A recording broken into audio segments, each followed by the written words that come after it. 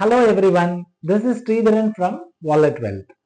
So we are going to talk about what is emergency fund, why it is important and how much emergency fund one should have and where this money needs to be invested. This is what actually we are going to talk about in this video.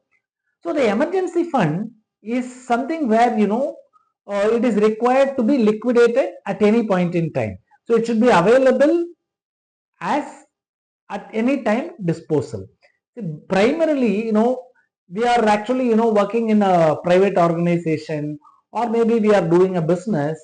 So we may be changing from job or we may be fall sick or we may be, changing our business from, sometimes the business might also, not be getting any revenue for some point in time. So we need to have an emergency fund which will take care of the family day-to-day needs. See, for example, if you have a home loan EMI or car loan EMI or even your children related school expenses or your monthly groceries and other expenses, these expenses will not stop because of your actually changing your job. When you are changing your job, when you are falling sick, these expenses will keep continuing, so you'll have to save for these expenses. So that is what we call it as emergency fund.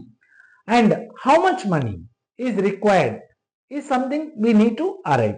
So if you are in a private job or maybe doing a business, if you are a businessman, at least 1 year of your income, 1 year of your expenses has to be kept aside as an emergency fund. For example, if your family expenses are, including your children education and then your EMI and then your insurance premium, everything put together, let's say, if it is 50,000 rupees a month, then at least, 6 lakhs has to be kept aside as an emergency fund. So then if you are a working, men or a woman, then in this case, you have to calculate what is your monthly expenses.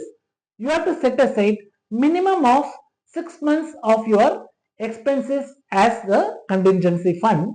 This actually money has to be kept aside to ensure that you run your family smoothly even when you are not feeling well, if you fall sick or you may be changing job or maybe if you are having a job loss or anything, that can be taken care by the expenses that is being kept aside in the emergency fund.